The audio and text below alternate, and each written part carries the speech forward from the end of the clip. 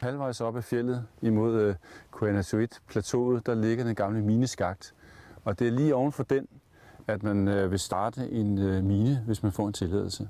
Og der vil man starte det som en åben mine, og den udgravede malm fra den åbne mine skal køres over til et fysisk anlæg, der ligger i saden her imellem Kuannersuit og Ilulissat, hvor der skal være et knuseværk. Det vil man simpelthen bygge, hvor man så udvinder malmen i en våd flotation, som det hedder.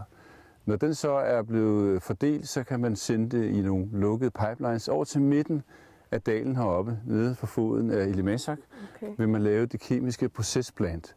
Ja. Og der skal selvfølgelig laves veje imellem de to fabrikker.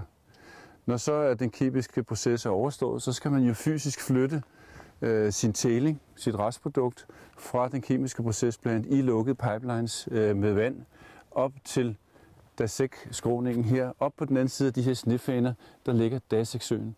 Og det er her, man har foreslået ved eksperters hjælp, at det vil være mest formålstjenligt at oprette sin tæling.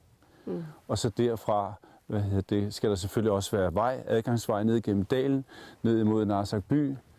Og så kan man se nede i Narsaq Ilulissat, den halvø, der går ud til højre fra Narsaq by, det er der, man påregner at lægge sin havn til udskibning af malm og indskibning af forsyninger af kemikalier og hvad der nu skal til for at drive minen.